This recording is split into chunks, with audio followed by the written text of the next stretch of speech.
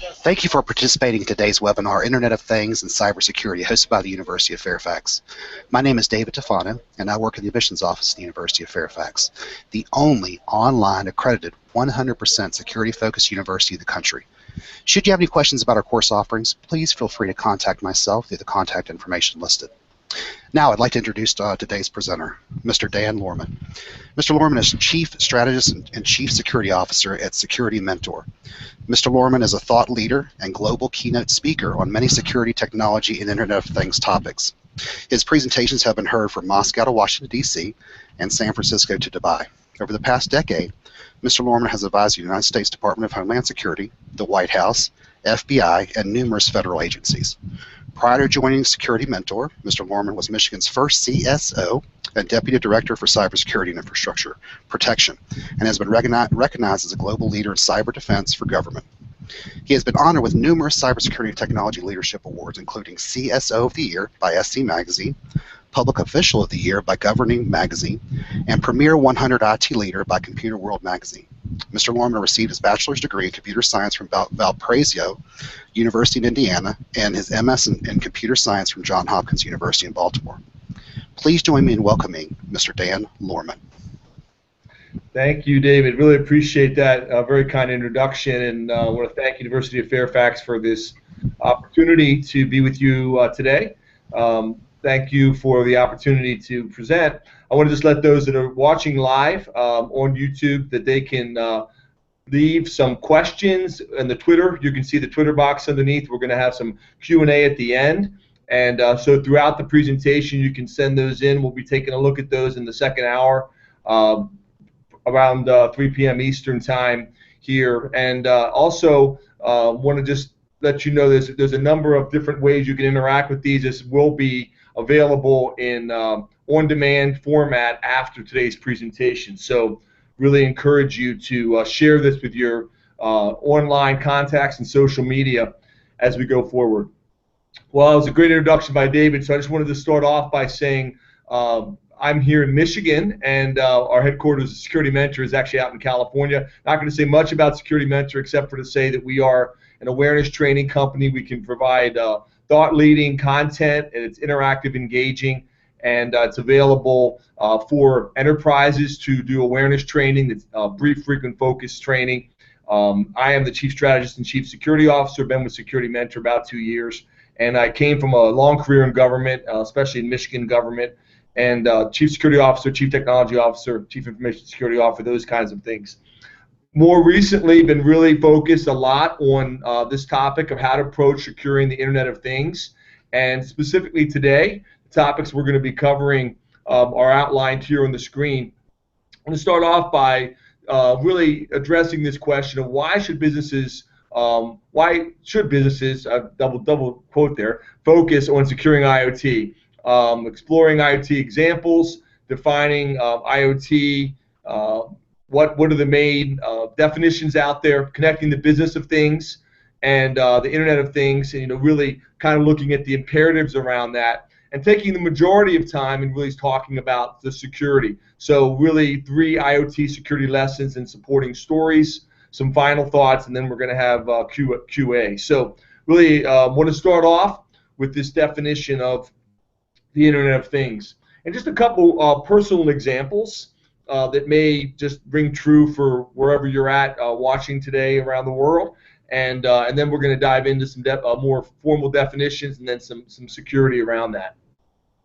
So starting off, we saw this last Christmas, especially the smart watch mania, I call it. A lot of holiday watches, a lot of different devices, more and more stylish devices that people are getting. I mean, over the holiday, I was looking at, wasn't really thinking of getting a smartwatch. My wife gave me a Fitbit smartwatch for Christmas, and I oftentimes when I do this kind of presentation live, I ask people to raise their hand, how many of you have a smartwatch? And more and more, like half the people in the audience hold it up, and most of them like it. They use their mobile devices to connect with those. And in my life in 2016, one of the things that happened to me early this year, to say that some things I was expecting and things I wasn't expecting about my smartwatch. It counts my steps, tells me how I slept, gives me awards or badges when I hit my target of number of steps that I took for the day. My wife's always challenging me, sends me emails when that battery's about to die, vibrates when I get a phone call or text messages, offers me suggestions about what to eat or not to eat. It results in these things that are kind of funny. My wife asked me, "You're my Fitbit friend." I have other friends in our community, in our church and things, shaming for not hitting my goals. Who knows what's next? And my kids want a Fitbit. So that's funny. We have 4 children, and a lot of them want a Fitbit. The younger ones, older ones have smartphones, but want smartphones first. But this is becoming kind of the new trend. Interesting thing, right off the bat, this was just kind of a example that I wanted to point out in the beginning, is that shortly after that, back in January, Fitbit was announced that they got hacked. Scammers changed information on the accounts as soon as they accessed it, preventing the real account holders from logging in. Scammers then used that hacked account to request new devices be replaced with faulty ones under warranty. Not surprisingly, the higher end devices were targeted. So this is the kind of a thing. Just wanted to give you a real kind of a real world example of where we're seeing more and more new devices that are connected with IP addresses, and then that data is hacked and then is available out there. So what did I learn from that incident? Lessons learned from this, and you can apply this to a lot of wearables in general.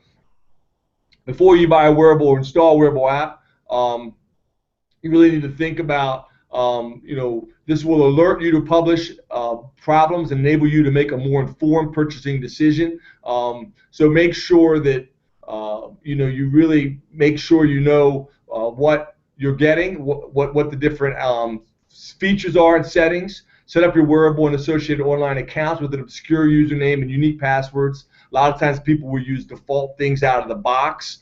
So be careful of that. Understand the privacy policy, what data is being collected. Be prepared not to use certain features or apps if you do not feel the provider is serious about security. So do your homework. Know as you get these different types of wearables, what are the pros and cons. Do your Google searches. Do your homework up front. Okay, so you probably say, why did I start? I kind of dove in a little bit deep, and now I want to broaden it back out. I just wanted to give you a practical example of something that I think most people in society are familiar with as far as the Internet of Things. So wearables is certainly one of that, your smartwatch. And in the broader sense of the term, people are talking about IoT, including PCs, routers, switches, medical machinery, SCADA, process controls, smartwatches, tablets, wireless devices we talked about, single-purpose devices bought by consumers. We're going to give a number of other examples in a minute. Almost everything will be connected with a sensor chip or IP address.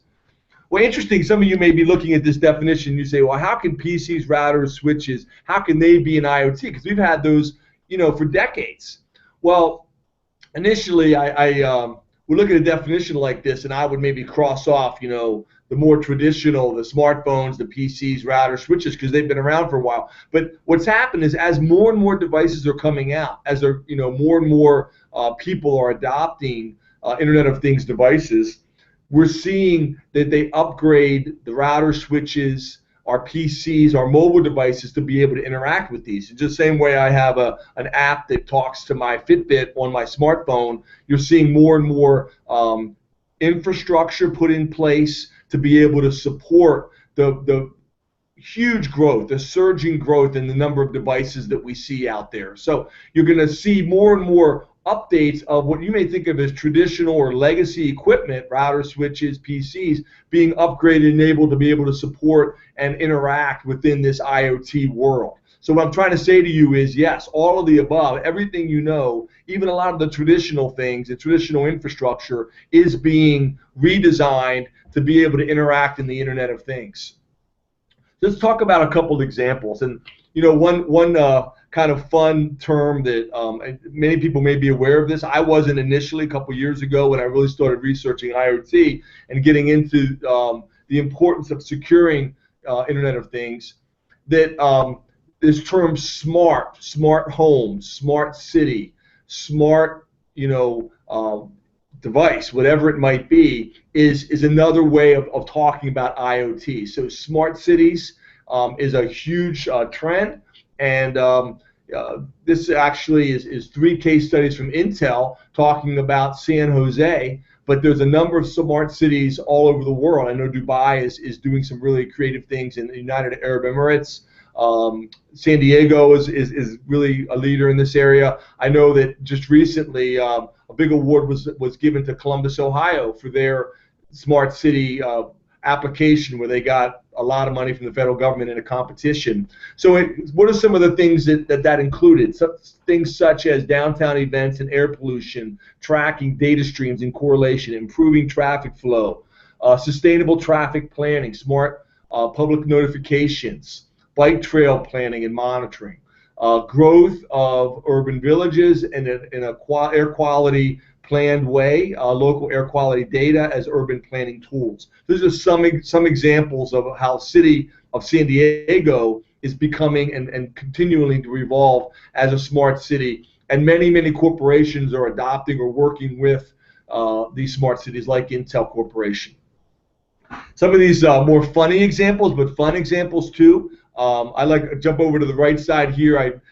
Thinking outside the box, you have the Internet of Sheep headline. It was like, really? I mean, could you really have Internet of Sheep? And that was back in the beginning of 2015, but this was over in Ireland, where they literally were not just, we were kind of joking, and maybe the shepherds out in the fields in Ireland wanted to have Wi-Fi out in the fields, but it's more than that. Being able to track where they go, being able to track conditions, not just monitoring them, but monitoring their surroundings, monitoring the kinds of health issues, but a wide variety of other surrounding environmental issues that are ongoing with their whole surroundings.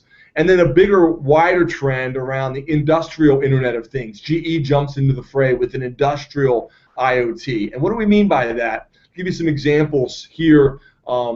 GE, obviously we've heard the name, improving intelligent machines, but of course they have these turbines, and data storage and management must improve. One sensor on a GE gas turbine generates 500 gigabits per day. There are 20 sensors on a turbine, and by using IoT, they're able to do real-time analysis, the ability to decide if a piece of equipment is reaching a critical failure point. So you may say, well, before they may have had sensors that if something breaks, they'll know. But if turbine is down, that's a huge cost to them to go out and to take the time. Now they can anticipate by having intelligent machines, intelligent industrial Internet of Things that could actually help them anticipate what's going to happen next and actually be ahead of failures and plan these things. So industrial Internet of Things is an important trend as well. Let's get a little closer to home. I mentioned the Apple Watch. I've actually talked about Fitbit, but redefining people get work done, wearables, but we talk about smart homes, security systems, garage, door openers, and but all kinds of different things we have at home. Different types of mechanical equipment, from saving money around utilities, lighting. You may have heard the term Li-Fi light. Wi-Fi, basically the ability to connect things, connect lights, even connected kitchens, smart kitchens. You probably have seen some of different examples of where you can have smart refrigerators, smart appliances in the home.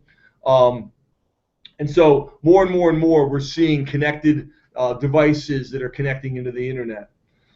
And then the other trend I want to talk about regarding this, again, this is still kind of defining IoT. We haven't really gotten into security yet. But this is a really important fact that 71% of customers buy because they like you, trust you, and respect you. So what's starting to happen, and why this is relevant in the IoT space, is you're seeing more and more of the big name customers. Yes, there are a lot of young startup companies that are doing kind of bleeding edge, cutting edge work in IoT, but you're seeing a lot of the big name companies that we trust, that you know of, the Googles, the Microsofts, the IBMs, really engaging. They've got the name recognition. They maybe have more trust of the consumer, and they're getting involved in IoT. So you're seeing, and also the big name manufacturers, the tracking of people like UPS, companies like UPS, in the transportation industry. Lots of almost all the traditional businesses that have that trust, that have that relationship, that have that respect are now getting involved in this market. And so it's not just the new kind of bleeding edge companies, but it's also the more traditional companies are reinventing themselves. Well, I'd like to go through 5 predictions from the World Economic Forum, kind of count down from 5 to 1 as we started this year that are out there around IoT. Almost all the predictions in the markets talked about how IoT is going to surge, how it's going to really take over the industry, specifically talking about the importance of security related to that. We'll walk you through that, and then we're going to start diving a little deeper into the cybersecurity aspects of this. But number 5 from the World Economic Forum, as we looked at trends for 2016, the IoT market will align around a more precise lexicon. So what this really means here, you can read the slide. I won't read it to you, but I just say that a lot of people would say over the years, just think back over the last 5 to 10 years, we need to move to the cloud, or we need to move this function to a mobile platform. And now today we say, well, can you be a little bit more precise? What do you mean by move to the cloud? Are you talking about infrastructure as a service, platform as a service? What a little bit more specific. Well, the same thing's starting to happen in the IoT markets. Is you can't just say IoT. In a sense, it's more and more becoming IoT platforms, IoT applications, IoT solutions. Business-savvy enterprises demand accuracy and accountability. Can you clearly demonstrate how they make it easier for enterprises to launch, manage, and monetize Internet of Things? So that's really looking for more precision around that. Wireless, this is a big trend in Europe. Low-power wireless area network technologies will not go mainstream, but they're coming, and they're so more and more and more. You have these distributed devices. How are they all connected? How are they interconnected? Future technologies are coming. LP-WAN will be big, but it's not quite here yet this year, maybe 17 or 18. For the first time, more new cars will be connected than not. And I find this fascinating. In 2015, GM announced every one of its new vehicles would ship with 4G LTE, and we already have 1 million connected cars. But as we looked at 2016, we're looking at more and more the ability to interact different mobile devices and heading towards the autonomous car, heading towards more and more interconnected activities around autonomous vehicles. And I'm going to talk about that a little bit as we get it further into the presentation. We will stop counting things in favor of more important success metrics. So you see a lot of different numbers out there. 2020, we could have 20 billion or 50 billion devices connected by IoT. Just huge, obviously way more devices than there are people on the earth. You're talking about more and more things, but now we're saying, okay, let's stop counting the things, although I think people are going to still counting them, but you're going to start seeing more and more analysis around what are the services coming out of that, and what are the different types of new IT applications available. I think this is an interesting one. IDC says by 2018 there'll be 22 billion IoT devices, 200,000 new IoT apps and services. So that really kind of speaks for itself there. But this is the one that we're really going to talk about the most today. And that is this topic of the security of the internet. We'll take of Internet of Things, or security of things, will take center stage. So to the extent that you can have really built-in security as you roll out IoT, and we're going to talk about that, how you do that, to the extent that you can build that in up front, you'll be successful. And it really is going to be a differentiating factor moving forward. So this is really front and center around a lot of trends around IoT, and the security piece is certainly a key element. So from that point, I just want to transition with a couple headlines around this topic of what keeps chief security officers up at night regarding these new smart connected devices. So what are the trends? And then I want to dive really deeper into 3 specific recommendation areas and bring history to bear on where the future may be taking us. So what are those different areas? Well, a few headlines here for you, a little bit of FUD, but fear, uncertainty, and doubt, that's what we mean by FUD, but also going to get into some specifics. IoT devices, by and large, not secure by design. So we're seeing more and more trends, certainly a lot of security magazines, but others talking about hacks around IoT. People are not building it in up front. And from 2015 to 2016, it's many predictions around different IoT devices. We talked about Fitbit getting hacked already. It happened in January. But more and more IoT devices getting hacked.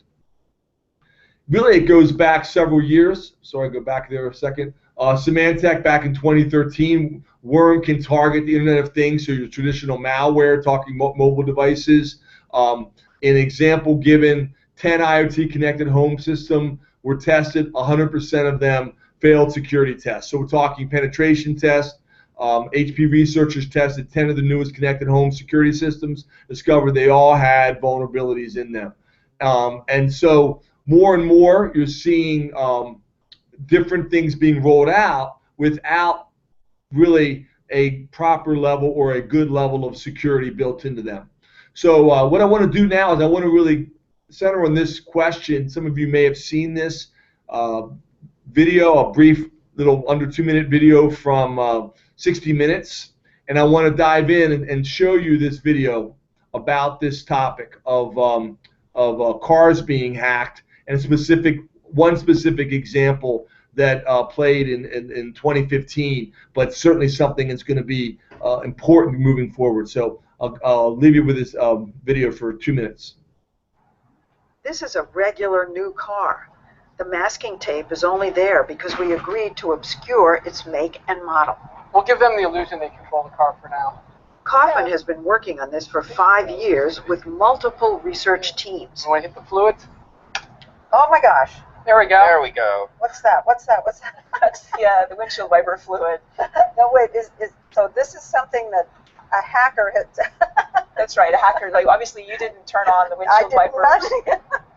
Using a laptop, the hacker dialed the car's emergency communication system and transmitted a series of tones that flooded it with data. As the car's computer tried sorting it out, the hacker inserted an attack that reprogrammed the software, gaining total remote control. Oh my God. The horn. They're doing that? They're doing the horn. They could control the gas, the acceleration. They could control the braking. That's right. And they could do this from anywhere in the world. So just stop at the cones here. She thinks she's going to be able to stop right at those cones. Let's make sure that she can't. She's going to drive right through. We'll have complete control of that brake. All right, there we go. Oh, no. I cannot. Work, oh right? my God. I can't operate the brakes at all. Oh my word. That is frightening. That is frightening. Okay, so I think that is pretty evident, the importance of security around automobiles. So what I'd like to do really with the next half hour is walk you through some stories, because I really believe that if you really want to know where things are going as far as the future of Internet of Things, that we can look backwards to learn about the future. And I'll walk you through why I say that and why I believe that firmly. Starting off with this story from Michigan Wireless Adventure. And really the story goes back, for me personally, back to the 2004, 2005, 2006 timeframe. In 2004, I had just become the Chief Information Security Officer in Michigan, about a year before that. And Terry Takai was my boss. Terry went on to become she was CIO in Michigan. She went on to become CIO in California with under Arnold Schwarzenegger for several years, and then she went on from there to become the CIO in the U.S. Department of Defense. So Terry was very, very successful in what she did, very, very competent, very really a leader globally in the CIO ranks and went from kind of a $500 million budget to a $5 billion budget to a $35 billion budget in DoD. So very, very, very, very influential and outstanding CIO. Well, at the time, we were just kind of like going through the storming phase, and the task at the time that we had, this was, again, going back about 12 years ago, was to put Wi-Fi in all of our conference rooms. And that was kind of the latest hot topic was Wi-Fi. And the reason I say it was a hot topic was because there was a lot of debate, a lot of cybersecurity people, just like there is with IoT today. There were a lot of people saying, bad idea, not good. And there were a lot of white papers, there were a lot of reports, of headlines, of war driving. People were breaking into different cash registers from parking lots of large department stores. So they were actually going in and being able to hack into, with Wi-Fi not being as secure as it needed to be. And there were lots of headlines. There were lots of reports from three-letter agencies. I had an example that was really, really my whole background was based upon the examples I had related to NSA. I worked at the National Security Agency early in my career, and so because of that, I had done a lot of research, had a lot of friends in Washington, and looked at the three-letter agencies, looked at NSA, FBI, DIA, lots of white papers on Wi-Fi and saying bad idea, don't do Wi-Fi.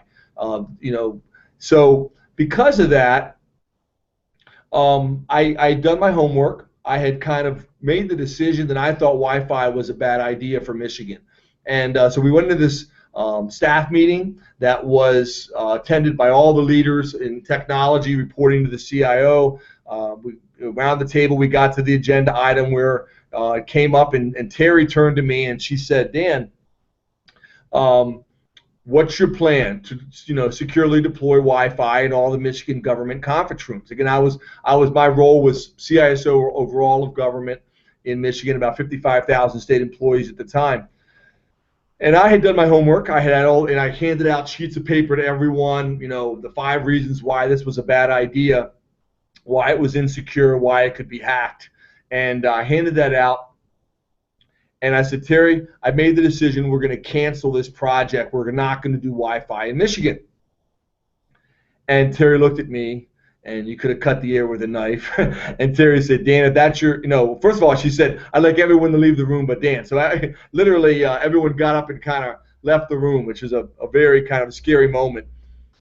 She looked me in the eye, and after everybody left the room, she said, Dan, if that's your answer, you can't be the CISO in Michigan.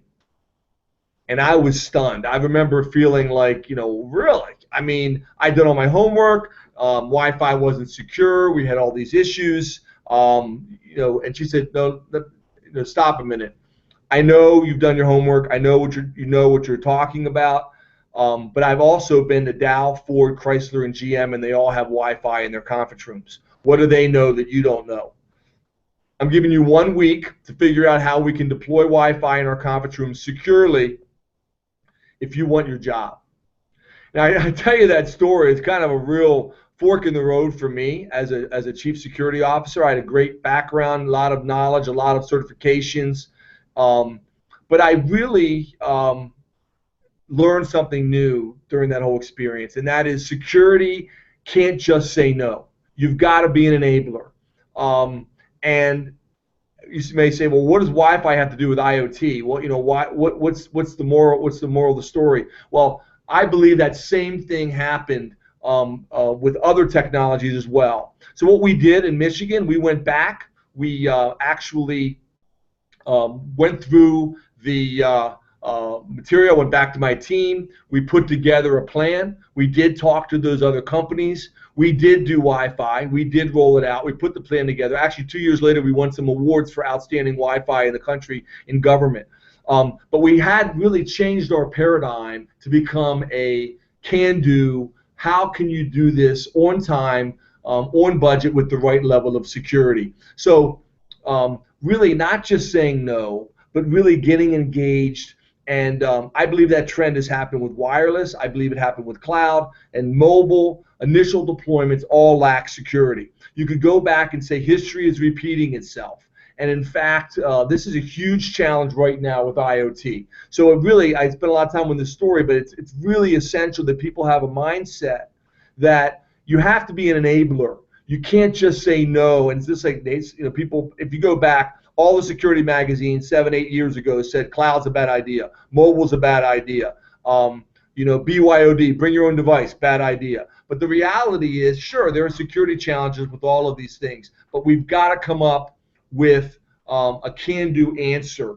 So really, how can we pursue this? How can we think about it? Well, on the one extreme, you've got this balancing act of IoT security as a disabler. Like I did back in 2004, the answer is no. You can't do this, not secure. What was the question again? All new security problems come out with new technologies, and all new ideas are bad. So that's kind of one extreme. On the other extreme, you can also be, maybe you're an entrepreneur who's watching this, a new company, new product, and your whole focus is first to market, we'll add security later. Cool new features are what we need. We want to sell them with this to be under the Christmas tree, and you don't want to do security till 2.0 or 3.0 or much later.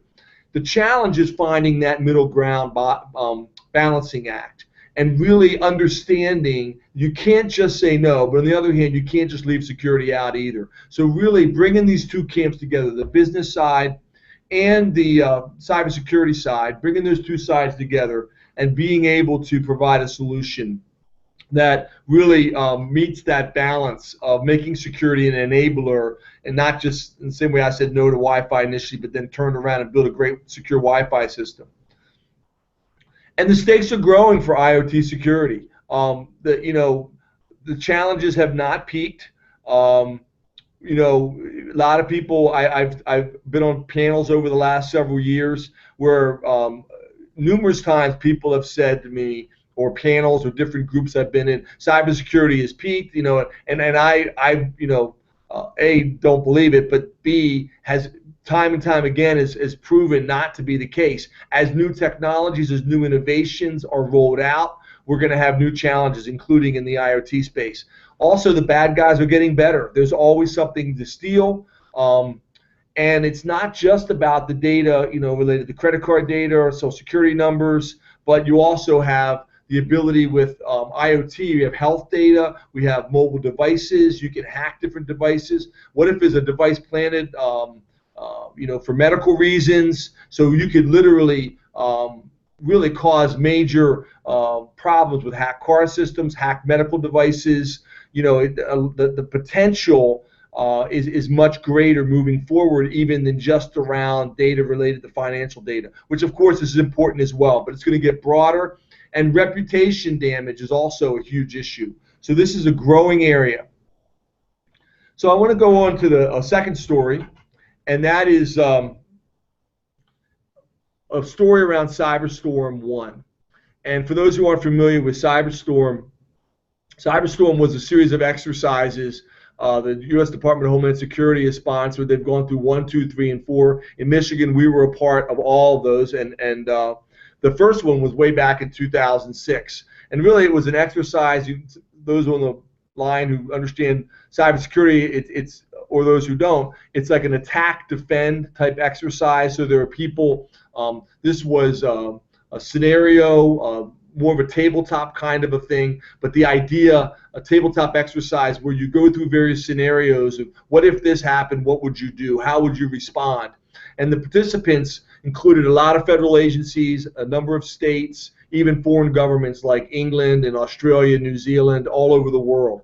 Well, in this first scenario, we had a really great team in Michigan. We were involved in protecting our data centers, and this was, if you want to think about what CyberStorm 1, this exercise, this test looked like, just go watch the movie Die Hard 4. You'll see with Bruce Willis, the grid going down. I mean, things were being hacked all over the place. And CyberStorms 2 and 3, those scenarios were a lot less severe. But in this one, we had a data center blown up, literally with a bomb. Again, this was all a test. It was done on paper as a tabletop exercise, not a real life event. But we had systems being hacked. We had all kinds of things going wrong. And I remember in one scenario we had a bull mainframe, and one of them had been blown up. The other one was hacked and was no longer usable, and the software was no longer usable. And we had to get another bull mainframe. And in this scenario, that really there's only one of these left, and it was in France. And so as part of the exercise, we actually had to call in, and we actually it was simulated. Obviously, this didn't really happen. This was a simulation, but we had to get this in order to get checks out, in order to pay Medicare and Medicaid. That was a legacy system that we had at the time. The state of Michigan no longer has a bull mainframe, in case you're wondering, but at that time we did. And so we actually got on the phone, and they were simulating this French person on the other end, and we knew that the bull mainframe was worth around $11,000. Excuse me, take that back, $11 million, maybe $12 million. We were prepared to maybe pay $20 million. But the person on the other end of the phone who was going to sell us this in the middle of this crisis, the person wanted $45 million. And I remember just being blown away in the middle of this exercise, this very technical cyber exercise, that this person on the other end was kind of extortion. It was really extortion, and really not. We ended up negotiating. We ended up getting it for, like, I think in the simulation for something like 22 or 23 million. But we went through this whole exercise, and I remember being shocked. And after these kind of exercises, there's something called a hot wash, where you go back and you look through the days of training and the scenarios, and you say, what did you learn? What did you like? What did you not like? How did it go? And I remember the team came together during that hot wash, and everyone thought they learned a lot. They thought it was a great exercise. They're really glad we're part of Cyberstorm 1. But one group of people raised their hand and said, I've got something. Why did that extortion happen? That would never happen in real life. We were being held for ransom. That would never really happen. That had nothing to do with security and cybersecurity. That really wasn't fair. And everyone kind of agreed. But what we didn't realize was we uncovered in 2006 what would become, a few years later, the #1 new attack, which is ransomware today. Everyone at that time thought, we're not going to be held for ransom. That would never happen. But we actually saw that happen in an exercise in 2013. Ransomware in 2014 and 2015, and really now in 2016, is one of the top threats against the global internet. So my point is, we learned things in this exercise. We almost predicted the future, what was going to be happening several years later. So what's my point? Why did I tell you that whole long story about Cyberstorm 1? It's because future enemies are not always obvious. Cyber threats and actors are constantly evolving. So as we roll out IoT, you think about all the new features and functions that you're going to be able to use in your IoT development, in your application, in your different service. But what evil purpose could be applied to whatever I'm inventing in IoT? What protections are in place?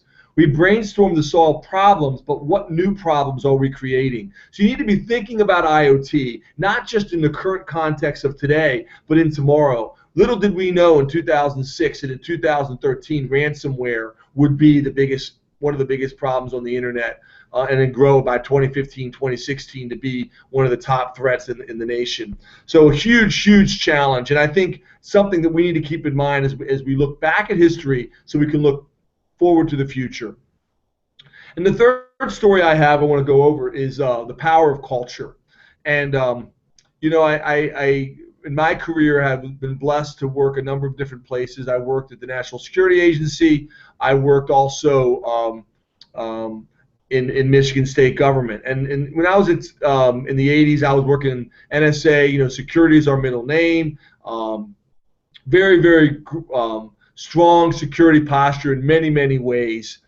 And then I went to Michigan government in 1997, and it was really in many ways at that time the opposite. They were very good at Y2K, year 2000, COBOL, doing a number of things. They did very, very well, but there wasn't that level of security, of course, that we had in NSA. There wasn't that level of robust culture. In fact, I remember early days when I first arrived. The picture here in the bottom left hand, that's the CAS building, and the bottom right is our Michigan Capitol there. When I first arrived in Michigan government, there were no guards on any of the doors. Anybody could pretty much walk in. The big problem at the time, literally, were people were stealing purses out of cubes and walking in and walking out without anybody even noticing. I mean, there's huge challenges there. But you know, when I brought up security issues, when I brought up password issues, when I brought up different issues that were facing us, most people were like, "Hey Dan, we're not NSA now, are we?" You know, and then just really not taking it very seriously. But then something happened. Something happened after Y2K and after we started getting very involved in building websites in Michigan government. You probably are thinking about 9/11. 9/11 hit. And the pendulum swung very, very hard. And all of a sudden, all these websites that we built and all this investment we had online now was so much at stake as far as protecting our online government and the threats that we were facing around security. And the culture swang dramatically. So why do I tell you that story? And we built a security team. We built a whole program. We pretty much, as a nation, we changed dramatically during that decade. And so the key questions I'm trying to bring up here are: new normal is being created with IoT platforms. What new normal? What assumptions are being built into IoT culture? We all have blind spots. You think you know what the future holds, but you really don't know where the world's going to be in 2020. We really don't know. Today, as I sit here, the UK is voting on whether they're going to stay in the European Union. We don't know which way that's going to go. But if everything's built around one assumption, that assumption may turn out not to be the case, or things change. So ask what if. Culture change. Will there be a cyber 9/11 challenging IoT assumptions? What will the world look like? When I say cyber 9/11, September 11th, 2001. Some people talk about a cyber Pearl Harbor or a major power outage because of an attack. So what are the assumptions around that? And what are some things that you need to be doing to thinking and breaking those assumptions? One example I want to dive a little deeper into with technology is identity management, because I think identity management is an important key to IoT. What credentials will be connected? What will you use to connect in? I've seen a lot of recent articles talk about banks are now starting to use biometrics, facial recognition, fingerprints. They're not relying. Many of them are not relying on passwords anymore. If they do, they use two-factor authentication, some other piece of information as far as IoT goes. So with that in mind, you need to be thinking about IoT for your devices. It's amazing to me how many new devices are being rolled out in so many different areas. We talk about smart homes. We talk about cars. More and more automakers are going to let you use your smartphone to open your car door without a key, start your car. That's coming. Open your house, security systems for your home. Maybe even use an app on your smartphone to with your smart kitchen, control your smart kitchen, start food, do different things. But I ask you this question: think about it. What security do you have around your smartphone? Are they being protected? Do you use a password screensaver for your smartphone? So you got to think end to end around this. You need to think in terms of identity management end to end and what's being used for that IoT device. I'll give you a quick story. In February, I was down in Florida with my family. It was a rainy day. We were going to Disney World a couple days, and we were at the resort we were visiting. My son and I were playing some games in the game room, and the place where you would check out all the different, the mini golf and the pool sticks and things was also the lost and found. And while we were playing pool for literally 45 minutes, 3 people walked up and handed smartphones into the lost and found desk. And this was in one resort in 45 minutes, 3 lost smartphones. And I went up and asked the guy at the end, how many of these do you get a day? He said, oh, I get about a dozen a day. And I said, how many of those are locked? Because I was noticing he was scrolling through and looking at emails on these. And he said, oh, yeah, probably less than half are locked. So what security do you have around your smartphone is literally going to play back into IoT. So you need to ask these questions. Who can I trust with my data? What are the privacy implications? What platform am I using? Google's platform or Microsoft platform or IBM, other platforms, Apple's platform. But also, what security do you have around things like your smartphone or other connected devices? Some people would say, I don't really care if somebody hacks my oven, but what if your oven's on the same network that your PC is on and you've got tax data on your PC? So you need to think about that end-to-end connection. So as I mentioned, the skeptic might say, what if hackers are able to access my microwave? Obviously there's backdoors, you got bank passwords, you have other information. Sadly, current trends don't bode well. Lots of people connect in multiple devices. Federated identity management is the right thing to do, but we have a lot of competing frameworks. So as I mentioned earlier, you say, well, where are we going with frameworks? Where are we going with these questions? I would say go back and look at cloud. Go back and look at Wi-Fi for standards. Go look at, I believe in open standards are the best way to go. But if you go back and look at, Wi-Fi and the cloud and mobile devices, you have many different competing frameworks, many different competing platforms, and what those are today. I think you can look at the history and see kind of where we're going to go with IoT, with identity management, with access control. The history is your guide. Those same kind of trends we have with cloud and mobile, we're going to start seeing the same challenges in IoT. We already are seeing those. So final thought I want to mention on IoT security.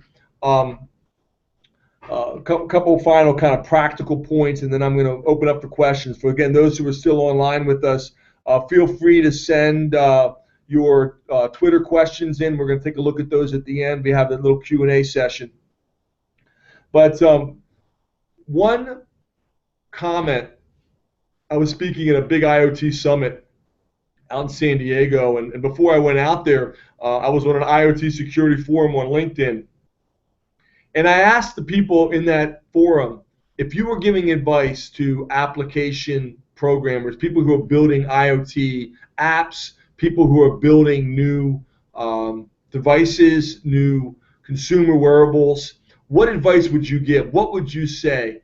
And these were the top items that got voted on that people really felt were the most important messages. So I kind of boiled it down. There's about 10 or 15 items, but these were the top 3.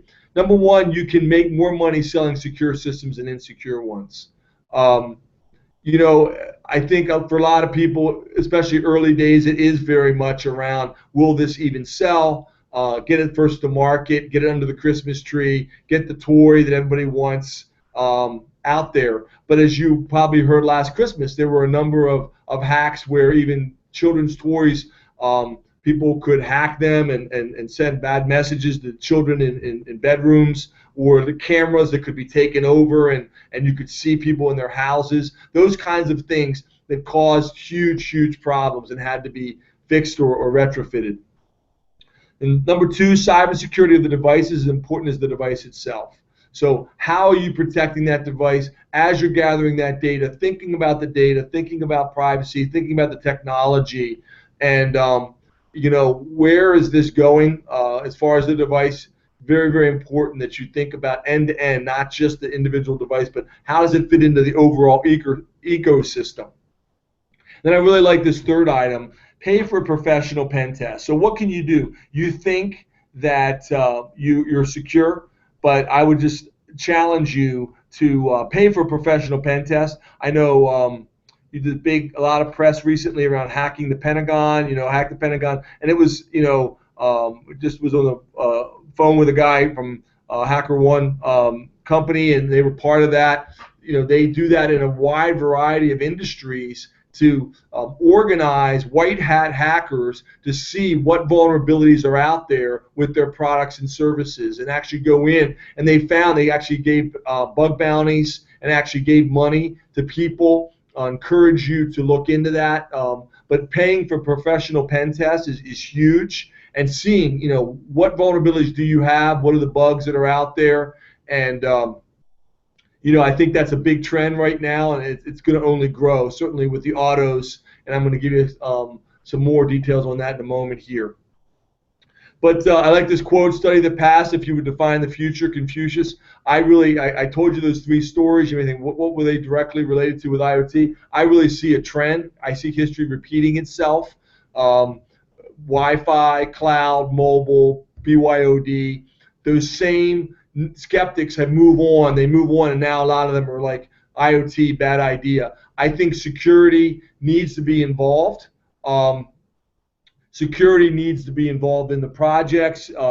You need to be, I say security, I mean as an organization, as individuals, you need to be involved in, I tell people, a lot of people say, well, we don't have any money, we don't have the resources to be able to do what we need to do from a security perspective. And one thing I've learned in government through the years and working in the private sector as well, there's always projects being funded. There's always IoT projects being funded. There's always other projects being funded in your organization. And the question is, are you involved in those? What boats are leaving the dock? If you don't have a boat to get out to the island, great. It'd be great if you had your own boat, but if you don't, get on the boat that is leaving the dock, it's going out to the island. So are you engaged? Are you involved? Don't just say no, but get involved. If you're not in the conversation, you cannot be part of the solution. So really need to be engaged. We can do around IoT. I'm a big believer that IoT is the future, and we need to be securing that in the same way we secured Wi-Fi, in the same way we're securing the cloud.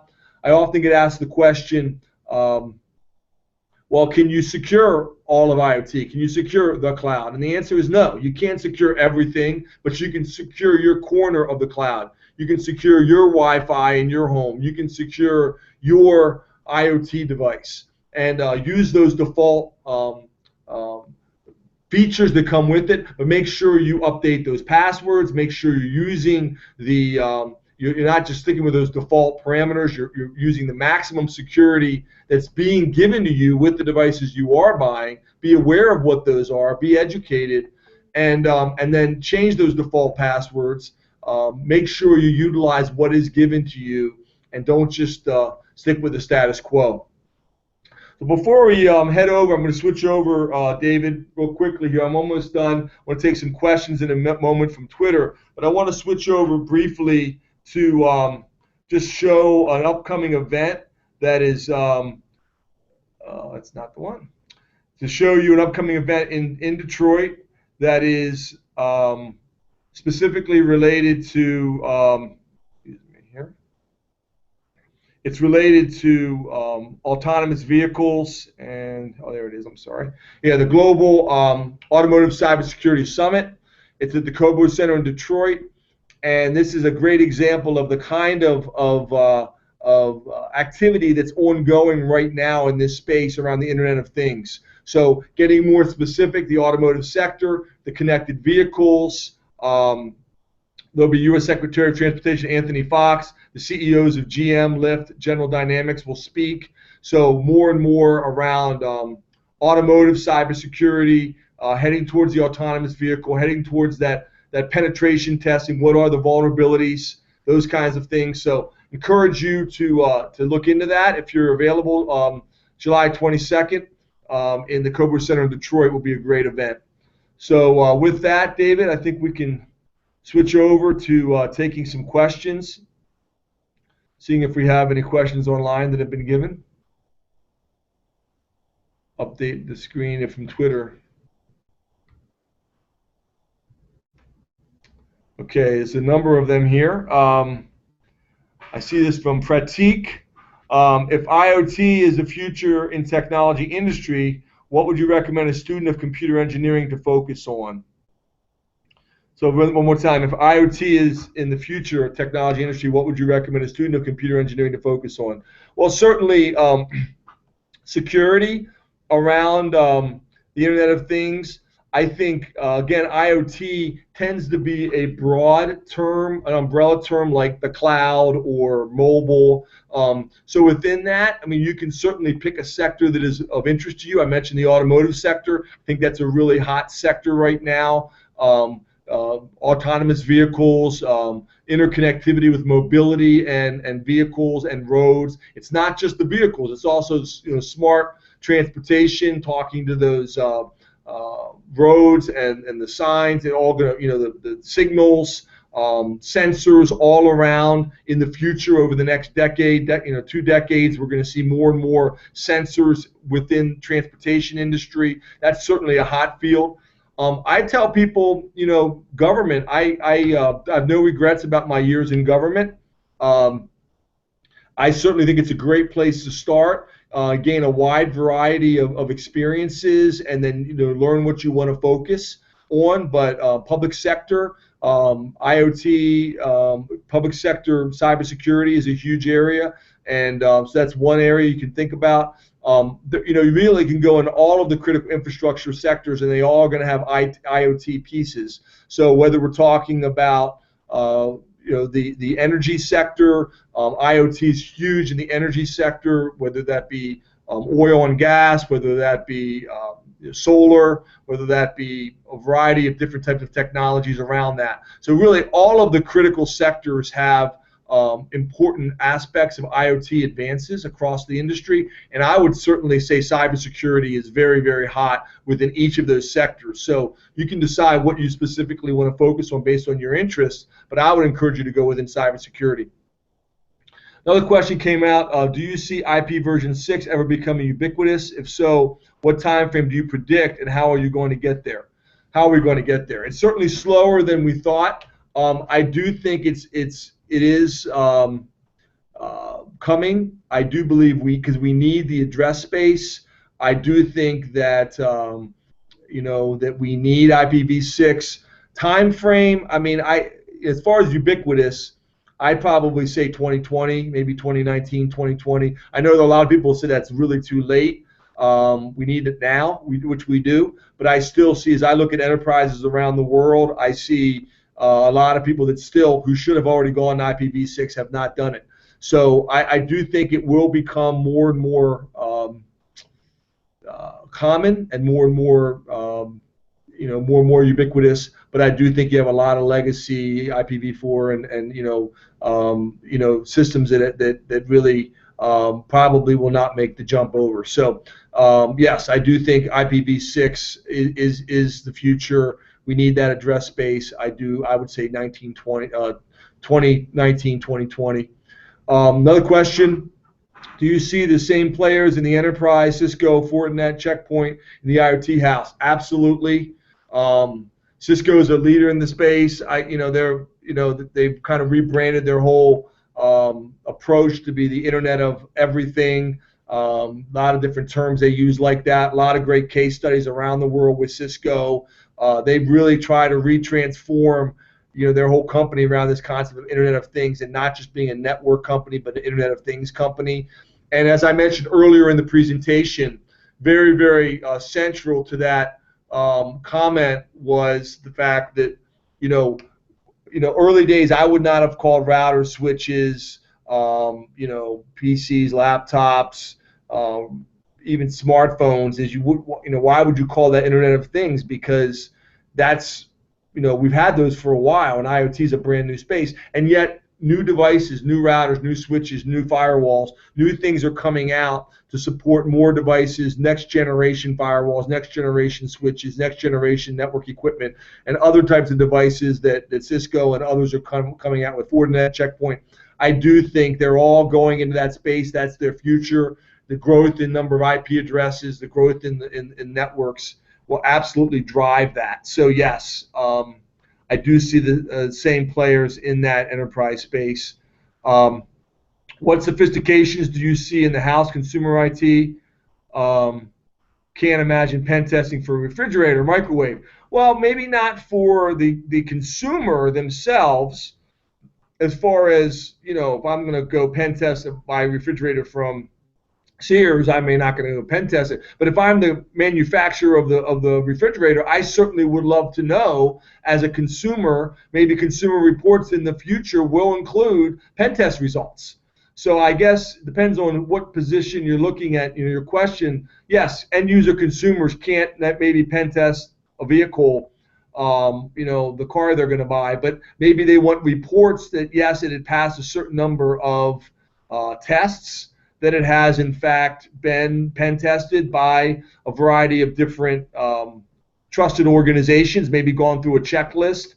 Some type of testing will be needed.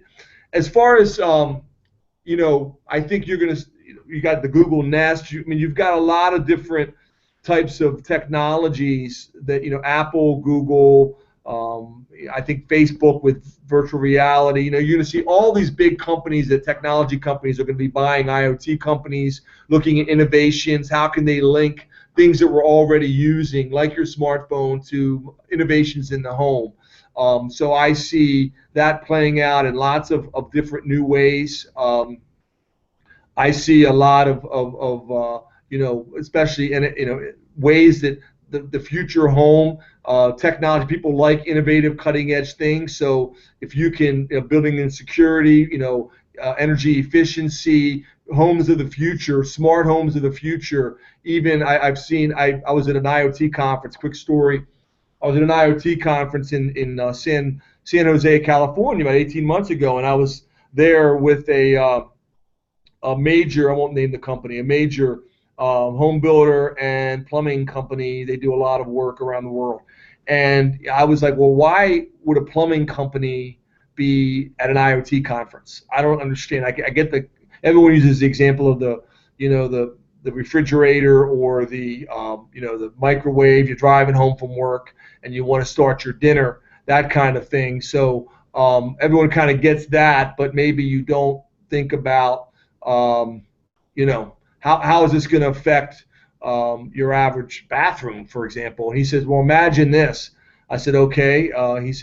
He walked me through. He says, imagine in a bathroom you've got multimedia, you've got TVs. People already have TVs in their bathrooms, but you bring in in the shower, you bring in smell. I'm like, smell? You got to be kidding me. No, he says you bring in different types of mists. You already have, like, the shower head can do different types of multimedia experiences. You bring in multimedia sounds. You bring in, and all of a sudden you say, I want to take a shower this morning, and I want it to be a Pacific sunrise, and so you got the smell of the beach, you got the salt water, you got the beautiful waves, you've got the mist, you bring it all in. It's almost like an experience to take a shower. I mean, like, I don't know if I would go buy that, but they said high-end bathrooms, people spend money on that kind of stuff. It actually is a differentiator. So how that all comes together, what that looks like 10 years from now in our homes. Do we have a high-tech bathroom that take baths and showers and things? I certainly wouldn't want cameras in there, but obviously that, I think this guy knew what he was talking about, and he said that's driving people to redo their bathrooms with this kind of technology in it. So smart bathrooms, I would have never thought about something like that. But bringing in other things, and not just that you have these different pieces, but that you're bringing them together, and it's all programmed as one. So you're not setting your shower and setting the sound and setting the video and setting the noise, the music. It's you push the button and you say, Pacific sunrise or whatever it's called, and boom, you get the experience. So you bring in the different pieces together as one smart experience that is integrated. That's the model. How that's going to be done in different parts of our home, how that's going to be done in different other areas, time will tell.